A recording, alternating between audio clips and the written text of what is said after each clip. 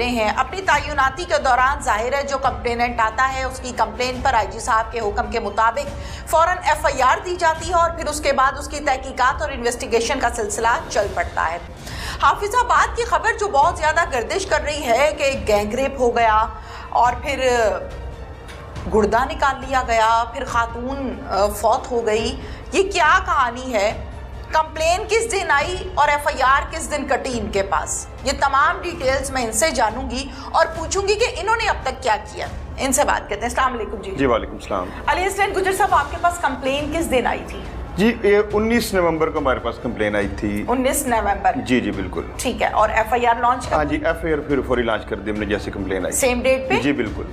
ठीक है। ये एफआईआर नामजद हुई? हाँ जी, नामजद एफआईआर हुई। इस एफआईआर में जो नाम है वो सुरैया का है, वहीद का है? हाँ जी, सुरैया बीबी है। हाँ जी, एक नाम है डॉक्टर शौकत वाला जिसका हॉस्पिटल है, दो उधर उनके मुलाजिम है शौकत और अफजाल, वहीद और अफजाल, और एक सुरैया बीबी है जो उधर दाई है, और एक माफी है जो लड़की की भाभी है जिसमें उन्होंने इल्जाम लगाया गया कि इन्होंने मिलकर गैंगरेप किया है। ठीक है।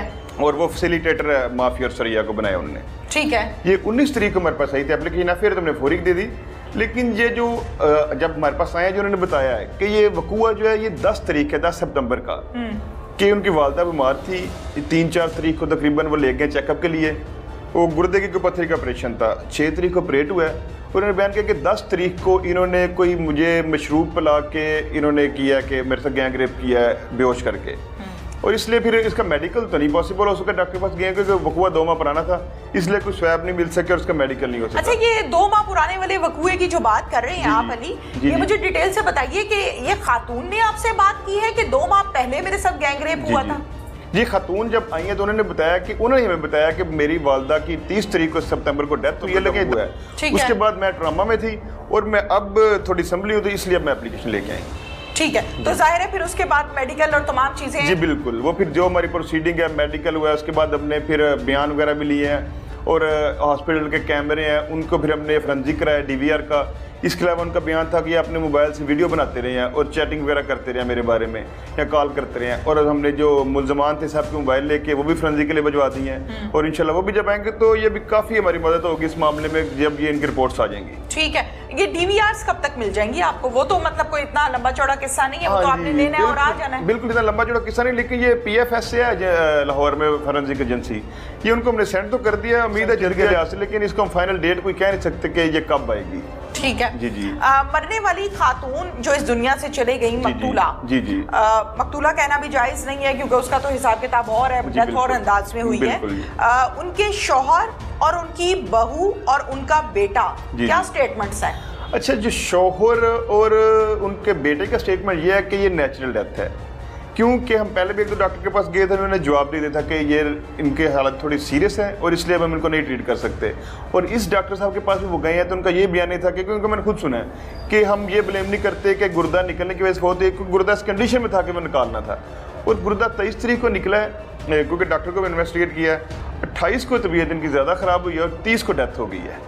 ठीक है। और इस बारे में इसका शोहर या बेटा कोई क्लेम नहीं कर रहे। 28 को तबीयत खराब हुई, हाँ जी बिल्कुल, 30 को डेथ हुई और 23 को प्रॉब्लम स्टार्ट हुआ। हाँ जी, पहला ऑपरेट इनका 6 तारीख को हुआ है। ठीक है। दूसरा 6 सितंबर। हाँ, 6 सितंबर को जब पथरी निकाली गई 6 सितंबर। हाँ जी, उसके बाद 18 के 19 सितंबर को छुट्टी दे दी गई है इनको कि जाएं अब ठीक हो गए हैं। लेकिन उनका ये क्लेम है कि छुट्टी नहीं दी, हम महीना पूरा हॉस्पिटल में रहे हैं। नहीं, वो ना फिर 2 दिन घर गए हैं, और जो हमने इन्वेस्टिगेट किया है उसके वालिद से, लड़की के यानी कि शोहर से जो फौत हुई है, ठीक है, और डॉक्टर साहब से, ये 2 दिन के बाद दोबारा आए हैं 23 तारीख को। ठीक है। और फिर दोबारा ऑपरेट किया इनका गुर्दा निकालने के लिए, कोई ठीक नहीं हुआ था, तो इनका दोबारा बल्कि 23 को आए तो दोबारा ऑपरेट किया गया इनका। तो उसके बाद फिर 28 को BP को कहते काफी लो है उसका मतवफी का, उसके बाद फिर नहीं संभली तो 30 को डेथ होगी।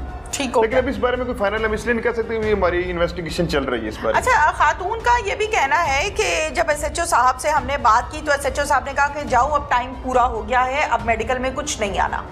नहीं, ये देखिए हम तो नहीं कह सकते, ये मेडिकल, ये डॉक्टर कह सकता है कि मेडिकल में आना है कि नहीं आना, और डॉक्टर के पास गए हैं, ये तो मेरा शोभा ही नहीं है कि मेडिकल में मैं क्या कर सकता हूँ, उसमें मेरा कोई किरदार ही नहीं है। आपने नहीं कहा? नहीं, मैंने ऐसा किया, हमने तो बल्कि मेडिकल करवा के हैं, और डॉक्टर साहब ने फिर उनको कहा कि इतना पुराना मेडिकल पॉसिबल नहीं।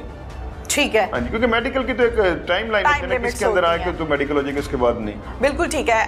अली हसनैन साहब, माशाल्लाह से एज अ सब इंस्पेक्टर बेशुमार केसेस को हैंडल किया होगा, आपने खातून से ये सवाल नहीं किया कि बीबी 2 माह के बाद याद आया कि मेरे साथ गैंग रेप हो गया? ये उसका ये था कि मैं, आपने पूछा? जी बिल्कुल, लेकिन उनका ये जवाब था कि डेथ के बाद मैं ट्रामा में थी। एक तो मेरी वालदा की डेथ होगी, दूसरा मेरे साथ ये इंसिडेंट हुआ है, हाँ। इसलिए मैं फौरी रिपोर्ट नहीं कर सकी।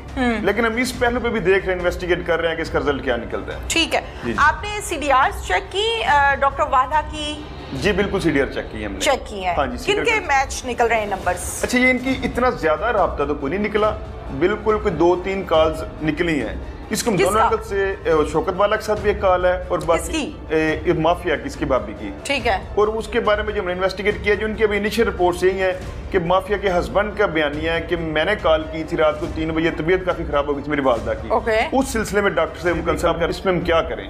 ठीक है। तो लेकिन बाकी दूसरे एंगल भी चेक कर रहे हैं, वो फोरेंसिक करके हमें पता लग जाएगा अभी इस कॉल में क्या था, इसका मजीद डिटेल क्या है। ठीक है। अच्छा, मुझे ये बताइए SHO साहब के CDR मैंने भी देखी है, उसमें 1-2 कॉल्स नहीं है, उसमें बेशुमार कॉल्स हैं जिनकी ड्यूरेशंस बहुत लंबी हैं। ज्यादातर जो राब्ता है वो सुरैया का है, डॉक्टर साहब का है, जाहिद का है, कोई वहीद डॉक्टर साहब के मेरे ख्याल 1-2 कॉल्स हैं। हाँ। बाकी वहीद का या सुरैया का कॉल है। नहीं कह सकते कि 5-10 कॉलें ठीक ठाक। हाँ जी बिल्कुल, तकरीबन इतनी ज्यादा भी नहीं कह सकते, लेकिन 15 से 20 तक कॉल्स हैं इनकी, जो मैंने अभी तक सर्च किया है, जो आपने सर्च और किया। वो उनके अभी तक बयानिया ये है कि ये हमने जो है ना डॉक्टर से पूछने के लिए या कंपाउंडर से पूछने के लिए भी इसको ये इस मसला चल रहा है इसलिए कॉल कर रहे थे। लेकिन इसकी देखिए मजीद वेरिफिकेशन, हर चीज सामने आ जाएगी जब फोरेंसिक मोबाइल गए हैं सबके, वो जितने मैसेज, जितनी कॉल, इनकी रिकॉर्डिंग, चैट्स, वो सब कुछ क्लियर हो जाएगा जैसे मोबाइल फोरेंसिक हो के। अच्छा, मुद्दइयों का ये कहना है कि इसमें 302 ऐड करनी चाहिए, क्या कानून इजाजत देता आपको?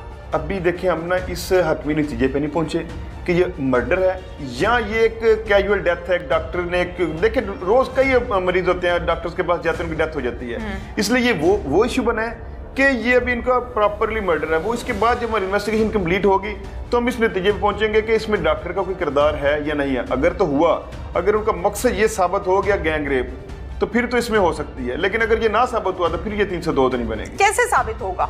देखिए, अगर तो अभी हमने बयान वगैरह लिए हैं, हम इनके हर पहलुओं को नोट कर रहे हैं। उधर जो रात की ड्यूटीज थी उनसे हमने अलग-अलग अपने तो ह्यूमन इंटेलिजेंस के तौर पे चेक करेंगे, इन्वेस्टिगेट कर रहे हैं, बयान ले रहे हैं। ये मोबाइल डाटा इनके सारे सेंड किए हैं, मोबाइल चेक कर रहे हैं, उनको फोरेंसिक आएगी, DVR की आएगी, क्योंकि DVR में हॉस्पिटल की उस डेट की सारी मूवमेंट आ जाएगी, भी कौन कहाँ जा रहा है, कहाँ आ रहा है। तो इसके बाद हम किसी फाइनल नतीजे पहुंचेंगे कि आया कि इसमें डॉक्टर का किरदार है, गैंग रेप हुआ है या नहीं हुआ, इसको फाइनल हम तब करेंगे।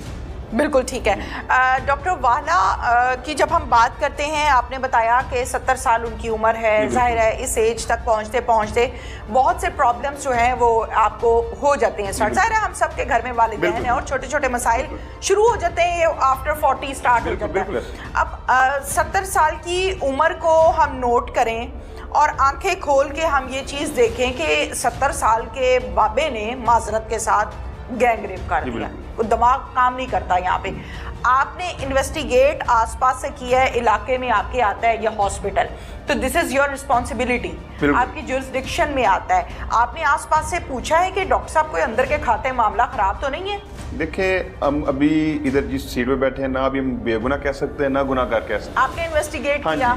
लेकिन जो हमारे पास आए हैं उस डॉक्टर का जिगर ट्रांसप्लांट हुआ है, लिवर ट्रांसप्लांट है, उसके बाद शुगर और ब्लड प्रेशर का भी मरीज है, तो उसकी अभी रेपो इतनी बुरी सुनी नहीं है कि पुराना कोई केस रजिस्टर नहीं हुआ इस किस्म का उसके हॉस्पिटल का। अगर तो हुआ तो हम उसको कहते भी उसका रिकॉर्ड है, लेकिन अभी हम उसको बेगुनाह भी नहीं कह सकते और गुनाहगार भी नहीं कह सकते, क्योंकि देखें एक 70 साल का बाबा अगर नहीं कर सकता तो पॉसिबिलिटी कर भी सकता है, तो वो तो अब इंशाल्लाह मतलब अपने तुक्के से नहीं चीजें साबित कर सकते इन्वेस्टिगेशन के भी हम, क्योंकि किसी को हम जेन में ये नहीं लेके चल सकते भी ये बेगुनाह है, उसको फिर हमारी इन्वेस्टिगेशन डिस्टर्ब होगी। हमने तो दोनों एंगल लेके चलना है। ये गुनाहगार भी कहती है कि मैंने अपने आप को DPO ऑफिस के सामने आग लगा ली, नहीं सुनते तो मैंने IG ऑफिस के सामने आग लगा लेनी, फिर क्या करेंगे? देखें, सबसे पहले क्राइम हुआ हमारे पास है, हमने फौरी रजिस्टर किया, हमें कानून का हम अदारा, हमारा ये काम बनता है कि सबसे पहले अगर कोई क्राइम हो तो रजिस्टर करें, इसके बाद हम मेरिट पे इंशाल्लाह इसकी इन्वेस्टिगेशन करेंगे। अगर मेरिट की इन्वेस्टिगेशन पे किसी को नहीं पसंद तो उसके बारे में कुछ नहीं कह सकते, लेकिन इंशाल्लाह हम पूरा मेरिट पे चलेंगे कि जो भी होगा फिर वो सबके सामने होगा। मुल्जिमान बेल पर है?